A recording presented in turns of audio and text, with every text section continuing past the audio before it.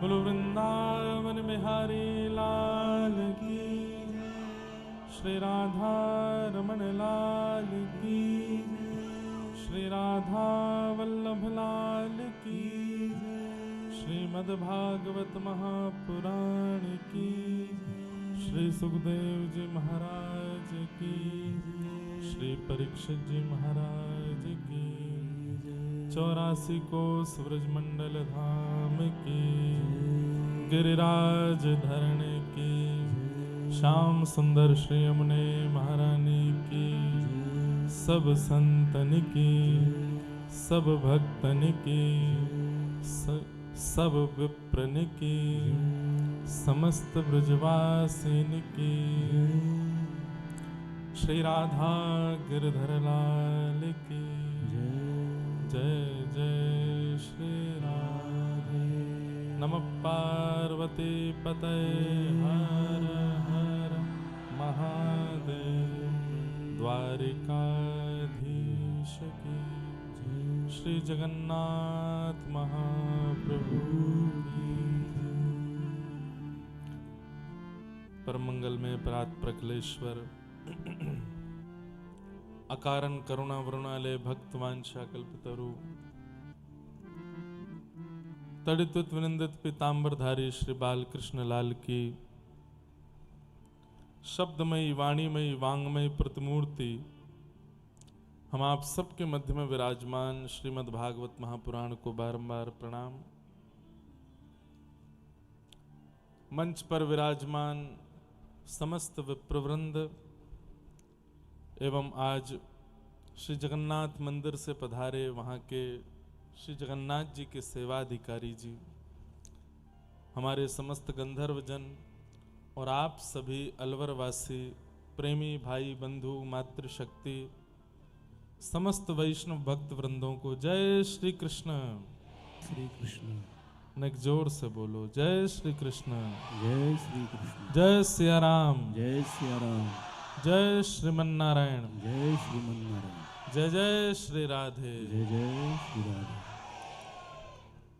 ठाकुर जी की बड़ी कृपा, राजस्थान के अलवर क्षेत्र में हम आप सब लोग अविराजित होकर के भागवती वार्ता कर रहे हैं, जिसका आज द्वितीय दिवस यहाँ प्रारंभ हो रहा है।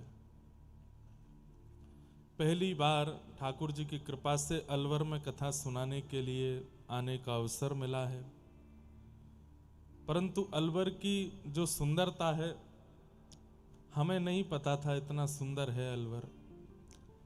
जो यहाँ का दृश्य है, जो पहाड़ों की श्रृंखला जैसी हरियाली, जो वन्य प्रदेश, अभी तक तो केवल ठाकुर जी की बनाई हुई रचना दिखी है। मानवों से ज्यादा परिचय अभी धीरे धीरे हो रहा है। मानव कैसे हैं वो तो बाद में पता चलेगा, लेकिन एक दो दिन तो लगते हैं मानव को परखने में। लेकिन प्राकृतिक सौंदर्य अलवर का बहुत सुंदर है। आप लोग बुरा नहीं मान जाना, लेकिन मानव भी अच्छे ही हैं, क्योंकि ऐसे ऐसे आचार्यों का, ऐसे ऐसे भक्तों का प्रादुर्भाव हुआ है अलवर में, जिनके सानिध्य का दर्शन करके, जिनके भक्त चरित्र का अनुभव करके खूब आनंद होता है। हमारे जयपुर से आज फोन आया, वो उन्होंने वहां से श्री सुख संप्रदायाचार्य महाराज जी के यहाँ से सरस कुंज से पता चला कि वहां के जो प्रमुख आचार्य श्री श्याम चरण दास जी महाराज, उनकी भी जन्मभूमि अलवर ही है। जिन्होंने मुगल शासन काल में भक्ति की रक्षा की, जिन्होंने मुगल शासन काल में भक्ति को बचाए रखने के लिए, सनातन को बचाए रखने के लिए, भजन को बचाए रखने के लिए खूब लड़ाइयां लड़ी, ऐसे श्याम चरण दास जी महाराज, उनका भी प्रादुर्भाव इसी अलवर में हुआ। कई मुस्लिम भक्त भी थे उनके, और उनकी एक परम भक्ता थी जिनका पद मैं कभी कभी कथा में गाता हूं, सहजो बाई। भारत की पहली महिला संत श्री सहजोबाई, जिन्होंने विवाह नहीं किया, विरक्त भेष में रहकर के ठाकुर जी की प्राप्ति की और अपने गुरुदेव के प्रति आश्रित होकर के, गुरुदेव के प्रति समर्पित होकर के संपूर्ण जीवन ठाकुर जी को अर्पित करने वाली ऐसी सहजोबाई, उनके गुरुदेव श्री श्यामचरण दास जी महाराज, उनकी जन्मस्थली भी अलवर है और पास के वन्य प्रदेश में ही उनका स्थान है। ये हमको पहले नहीं पता था, ये यहां आके पता चला। अब धीरे धीरे रहस्य खुलते जा रहे हैं और अभी अभी एक रहस्य और उद्घटित हुआ कि अलवर में महाप्रभु जगन्नाथ जी का भी सुंदर स्थान है और वहाँ के सेवाधिकारी जी आज आए हैं। आज जगन्नाथ जी का दर्शन करने के लिए भी हम कथा करने के बाद जाएंगे, उनको भी प्रणाम करने के लिए जाएंगे। तो अद्भुत अद्भुत रहस्य और अद्भुत भक्तों के प्रादुर्भाव का स्थान है अलवर। सहजोबाई, उनका चरित्र मैं कभी कभी कथा में सुनाता हूं। श्री श्यामचरण दास अपने गुरुदेव के प्रति इतनी समर्पित थी कि एक दिन उन्होंने अपने गुरुदेव को अपनी कुटिया पर आमंत्रित किया पधरामनी के लिए। तो गुरुदेव जा रहे हैं सहजोबाई के यहां और उसी समय ठाकुर जी ने मन बनाया मैं भी सहजोबाई के यहां जाऊंगा, जाके देखूं ये गुरु को पहले प्रणाम करेगी कि मुझे। सहजोबाई की कुटिया के द्वार पर जाने वाले मार्ग पर दो तेज आ रहे हैं एक साथ, एक गुरु हैं और दूसरे गोविंद हैं। सहजोबाई मन में सोच रही है कि ये क्या हो रहा है, ठाकुर जी भी आ रहे हैं, गुरु जी भी आ रहे हैं, पहले मैं किसकी आरती करूं, पहले मैं किसको प्रणाम करूं। सब लोग जानते हैं गुरु गोविंद दोनों खड़े काके लागू पाए, बलिहारी गुरुदेव की जो मोह गोविंद दियो बताए। अब इसके अनेक अर्थ लोग करते हैं, पर सहजोबाई ने जो किया वो श्रवणीय है। जब ये चरित्र में पढ़ रहा था तो मैंने विचार किया, आप भी विचार करो कि अगर आपके द्वार पर भी गुरु और गोविंद दोनों आ जाएं तो आप पहले किसका स्वागत करोगे। कई लोग थोड़ी बात प्रकाशित करने के लिए ऐसा बोल सकते हैं कि हम गुरु का स्वागत पहले करेंगे, लेकिन वास्तविकता यह है कि गुरु गोविंद दोनों आ गए तो आप गोविंद का स्वागत पहले करोगे। लेकिन सहजोबाई ने क्या किया, जैसे ही देखा कि ठाकुर जी और गुरु जी दोनों आ रहे हैं तो थाल रख करके दौड़ करके आगे गई और ठाकुर जी का हाथ पकड़ के अपने पास लेकर के आई और थाल ठाकुर जी के हाथ में रख करके बोली मेरे गुरुदेव आ रहे हैं, पूजा करो। मेरे गुरुदेव आ रहे हैं, इनका तिलक करो, इनके ऊपर अक्षत डालो, इनको माला पहनाओ, इनकी आरती करो।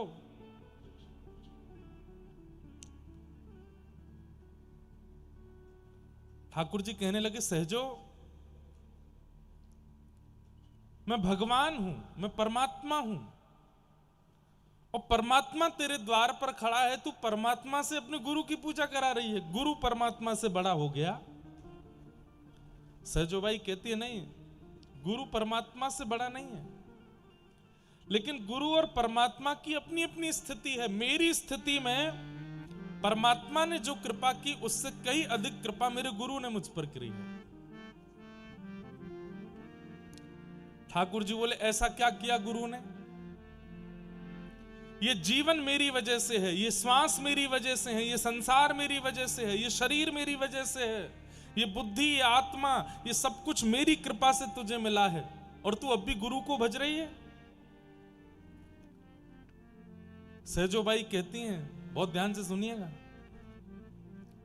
सहजोबाई कहती हैं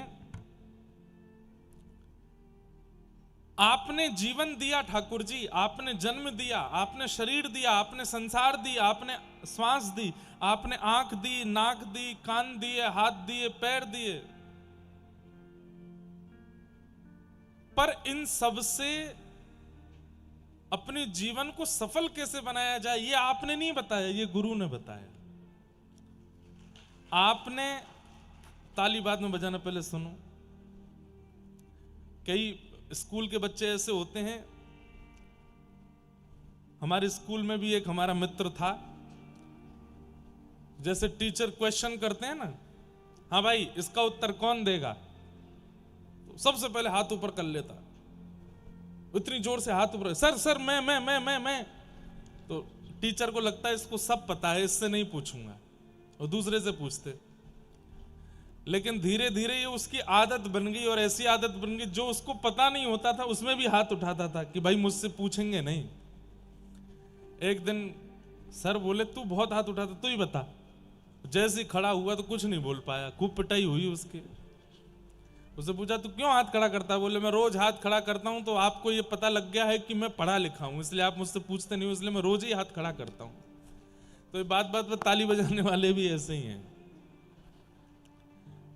समझ नहीं आई फिर भी इधर उधर देखते हुए बजा देते हैं। हाँ सब बजा रहे हैं तो हम भी बजा ही दें। नहीं समझो बात को।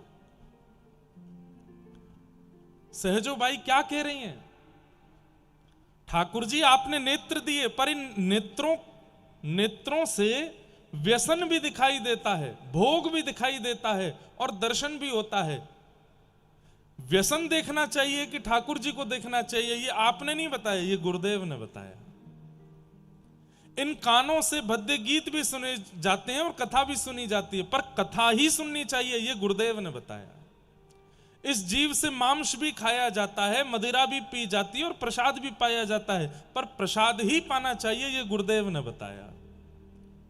इस शरीर से संसार के विषय भोगों को भोगा जाता है, परंतु इस शरीर से दंडवती परिक्रमा करनी चाहिए, ठाकुर जी का सेवा मार्जन करनी चाहिए, कथा कीर्तन में नृत्य करना चाहिए, ये गुरुदेव ने सिखाया। आपने शरीर दिया, जीवन दिया, जन्म दिया, पर इस शरीर का वैकुंठ कैसे प्राप्त हो ये तो गुरुदेव ने बताया ना, इसलिए मैं आपसे पहले गुरुदेव को वंदन करूंगी। हाँ अब ये बात ठीक थी। तब सहजो बाई ने एक पद गाया अपने गुरुदेव के लिए। कौन गुरुदेव? जो इसी अलवर के निवासी श्री श्यामचरण दास जी महाराज। उनका चरित्र में सुनाऊंगा जरूर, ताकि आप लोगों को पता चले कि आप जिस नगरी में रहते हैं वहां के आचार्य कैसे हैं। उनका एक पद है, गुरु ना बिसारूं, ध्यान से सुनिएगा। गुरु ना बिसारूं मैं राम तज डारूं, गुरु ना बिसारूं मैं राम तज डारूं, गुरु ना बिसारूं राम तज डारूं। गाइए, गुरु ना बिसारूं मैं राम तज डारूं। सहजो बाई कह रही है मुझे नरक जाने से डर नहीं लगता, मैं स्पष्ट बोल रही हूं, मैं राम जी को छोड़ दूंगी लेकिन अपने गुरु को नहीं छोड़ सकती।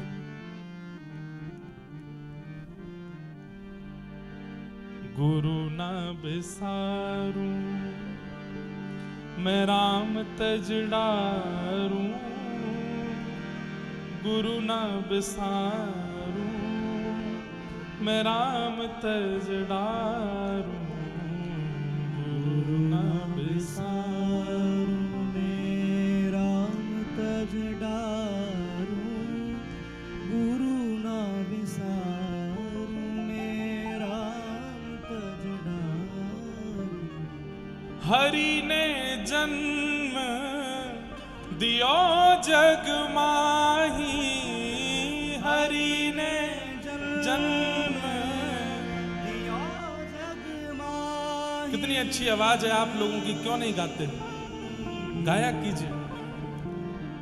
सच में आपने अभी गाया ना तो मेरे रोंगटे खड़े हुए। कितना अच्छा गा रहे हो आप लोग, गाइए। हरि ने जन्म दियो जग माही, हरि ने जन्म दियो जग माही। हाँ गुरु ने गवन छुड़ाई, गुरु ने गवन छुड़ाई। गुरु के सम हरि हूँ ना निहारूं, गुरु न बिसारूं, मैं राम तज डारूं। गुरु के सम हरि हूँ ना निहारूं, गुरु न बिसारूं, मैं राम तज। भैया इतना समर्पण आज की तारीख में किसी के अंदर नहीं होगा। पत्नी कहती है कि वो अपने पति से बहुत प्रेम करती है, बहुत प्रेम करती है। ऐसे पतियों को चाहिए कि आज ही घर जाइए और हंसते हुए पत्नी से बोलिएगा, मैंने आज से अपनी जॉब छोड़ दी, दुकान बेच दी। बोले क्यों? बोले कुछ नहीं, बस तुमको समय नहीं दे पा रहा था ना, अब घर ही रहूंगा, अब तुम्हारे पास ही रहूंगा, 24 घंटे मुझे देखती रहना। 1 दिन 2 दिन 3 दिन 4 दिन हफ्ता भर बाद कहोगे, देवी जी रोटी दे दीजिए, बनी हुई रखी है, सुबह की खा लीजिए।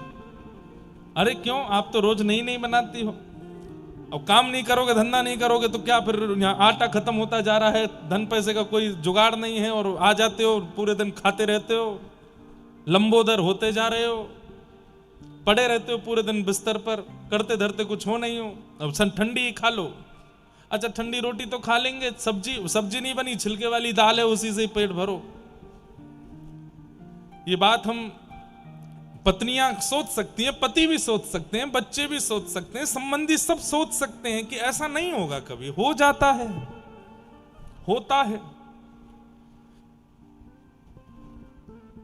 जिस दिन आप किसी के लायक नहीं रहोगे ना, आपसे अत्यंत प्रेम करने वाला व्यक्ति भी आपसे दूरी बना लेगा, क्योंकि आप उसके लायक नहीं रहे।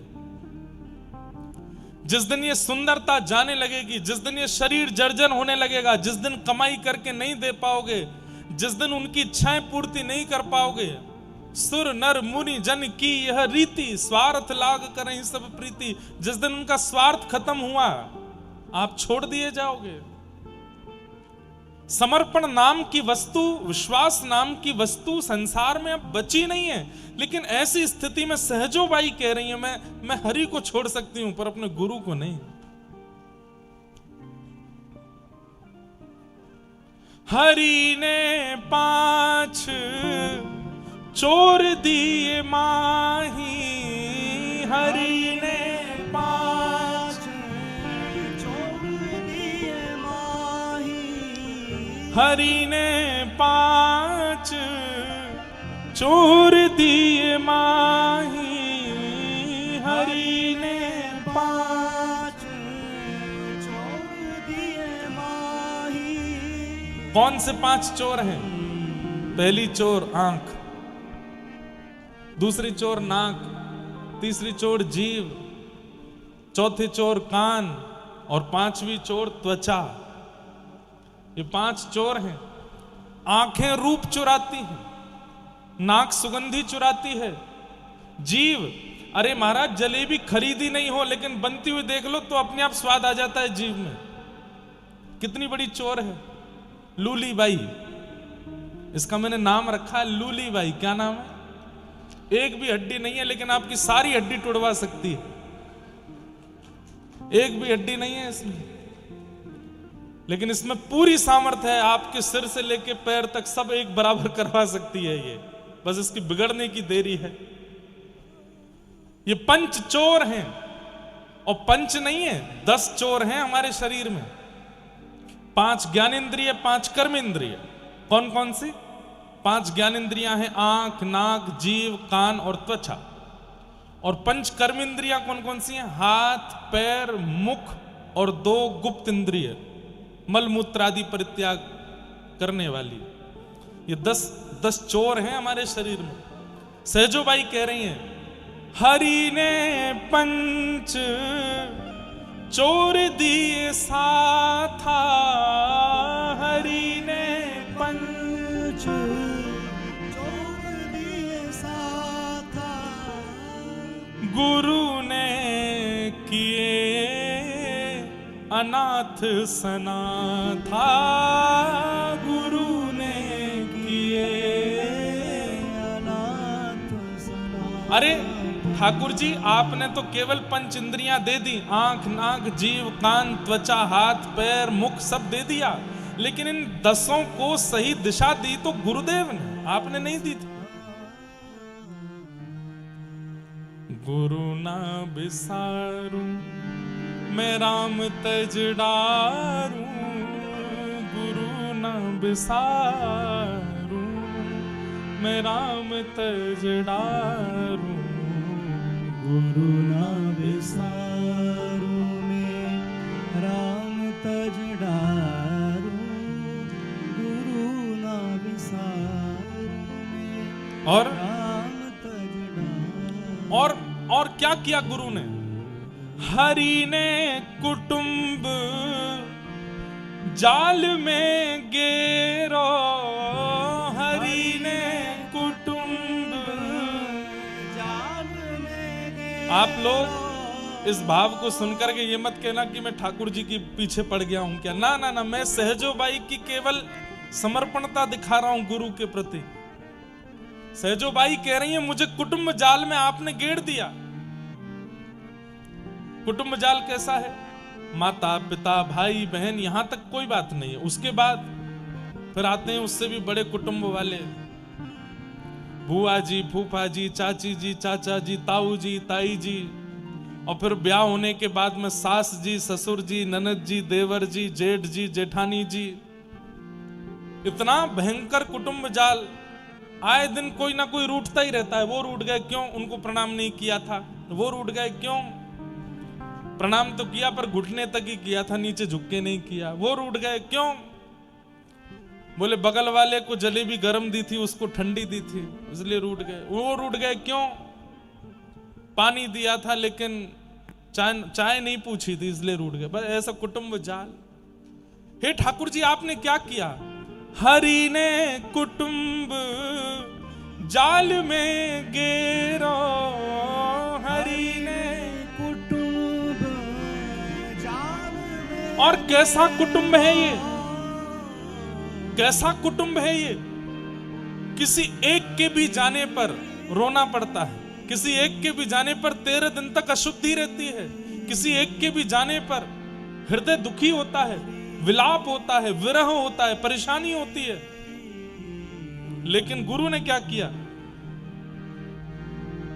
गुरु ने काटी ममता को बेरो, गुरु ने काट ममता को बेरो। संसार से ममता मत करो।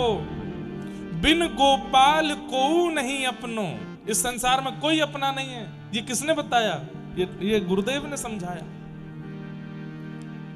गुरुदेव ममता से दूर कर रहे हैं। ठाकुर जी, आपने तो हमको ममता में डाला, इसलिए गुरु ना बिसारू मैं राम तज डारू, गुरु ना बिसारू मैं राम तज डारू, गुरु ना बिसारू मैं राम तज डारू, गुरु ना बिसारू मैं और राम तज डारू। हरि ने रोग भोग उरझायो, हरि ने रोग भोग उरझायो। कभी पीलिया हो गया, कभी मच्छर काटने से क्या होता है, हाँ मलेरिया हो गया, कभी कोई रोग हो गया, घुटने खराब हो गए, हड्डियां खराब हो गई, दांत टूट गए, आंखों से दिखना बंद हो गया। अब तो और खतरनाक बीमारियां होने लगी, कैंसर हो गया, ब्रेन हेमरेज हो गया, ब्रेन स्ट्रोक हो गया, लंग्स पे ट्यूमर हो गया, ना जाने क्या क्या। हरि ने क्या किया? बोले रोग भोग में डारो। और गुरु ने, हरि ने रोग भोग उरझायो, हरि ने रोग भोग उरझायो। हाँ गुरु ने जोगी रूप लखायो, गुरु ने जोगी रूप लखायो। अरे मीराबाई के जीवन में जब गुरु आए तब मीराबाई गाती हैं, जिन भेषा मारो सांवरो रीझ है, मैं सोही भेष धरूंगी बाला, मैं बैरागण हूंगी। किसने दिया बैरागण रूप? जब तक गुरु जीवन में नहीं आए, सजना सवरना संसार के लिए होता था। गुरु के जीवन में आते ही माथे पर तिलक, गले में कंठी आ जाती है और उस दिन से श्रृंगार हरि के लिए होने लगता है। हरि ने रोग भोग उरझायो और गुरु ने जोगी रूप लखायो। गुरु ना बिसारूं मैं राम तज डारूं, गुरु ना बिसारूं मैं राम तज डारूं, गुरु ना बिसारूं मैं राम तज डारूं, गुरु ना बिसारूं मैं राम तज डारूं। और अंत में सहजोबाई अपने गुरुदेव के लिए कहती हैं, श्री श्याम चरण दास जी महाराज, चरण दास पर तन मन वारूं, चरण दास पर तन मन वारूं, चरण दास पर तन मन वारूं, चरण दास पर तन मन वारूं। हे गुरु के समहरी को ना निहारूं, गुरु के समहरी न निहारूं, गुरु न तजूं हरि को तज डारूं, गुरु न बिसारूं मैं राम तज डारूं, गुरु न तजूं हरि को तज डारूं, गुरु न।